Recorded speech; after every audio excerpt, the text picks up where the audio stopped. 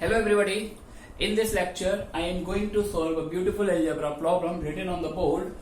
In this problem, we are given two real numbers alpha and beta, which satisfy the equations alpha cube minus 3 alpha square plus 5 alpha minus 17 equals to 0 and beta cube minus 3 beta square plus 5 beta plus 11 equals to 0, and we have to find the value of alpha plus beta. Okay, let's start.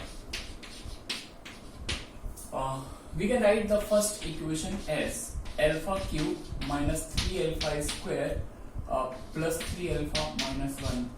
Actually, they are trying to introduce a perfect cube in this left hand side. Therefore, we adjust this amount here, and this amount clearly becomes the perfect cube of alpha minus 1. And the remaining amount is what?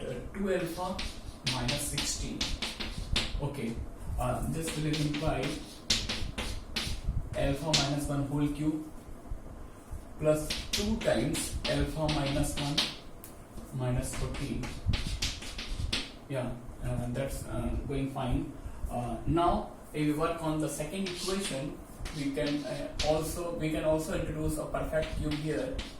Beta cube minus 3 beta square plus 3 beta minus 1, and the remaining amount is 2 beta plus 12. Yeah, equals to 0, which can be written as beta minus 1 whole cube plus 2 times beta minus 1 plus 14. Okay, and now look at these two equations and compare the first term of these two equations, compare second term of these two equations, and also compare the third term. Okay, there is a loss of symmetry in third term of these two equations. Okay, to maintain the symmetry, we are going to multiply by minus 1 in second equation. This is the first equation, this is second equation, and then second equation becomes what?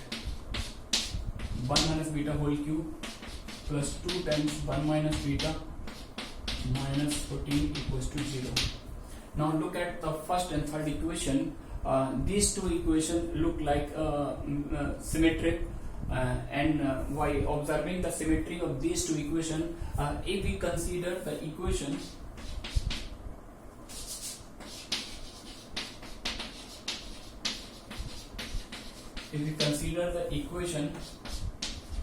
x cube plus 2x minus 14 equals to 0. If we consider this equation x cube plus 2x minus 14 equals to 0, then definitely this cubic has root alpha minus 1. If we put x equals to alpha minus 1, then we at once arrive at equation 1, and if we put x equals to 1 minus beta, then clearly we arrive at equation 3. Therefore, we can say that this equation has roots alpha minus 1 and 1 minus beta. Okay, but look at this structure.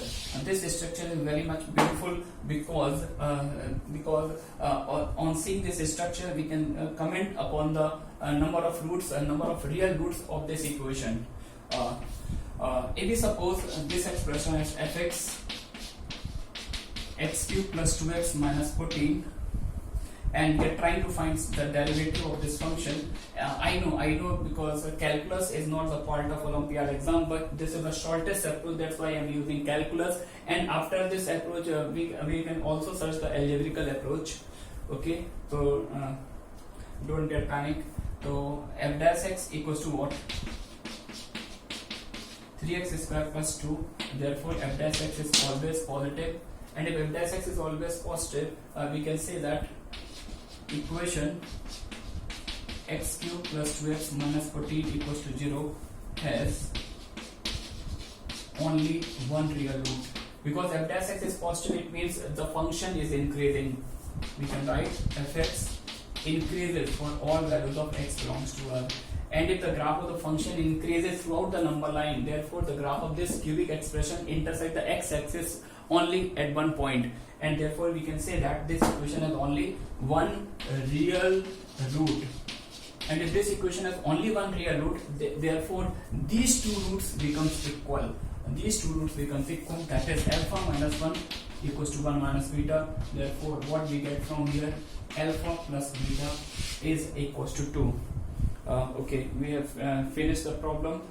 Now we are going to find the algebraical approach to prove that this equation has only one real root.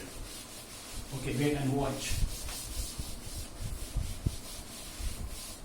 Suppose this equation has three roots, lambda, mu and mu. Okay, find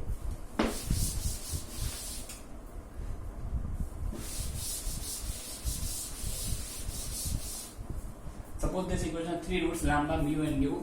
Then sum of roots taken one at a time, lambda plus mu is 0 because there is no term containing x square in the left hand side, and also the sum of product of root taken two at a time, lambda mu plus mu lambda. This is what? This is 2. Okay, if we find the sum of squares of root, lambda square plus mu square, this can be written as lambda plus mu whole square minus 2 times sigma of lambda mu, and this becomes 0, and 2 to the 4 minus 4. What we get from here?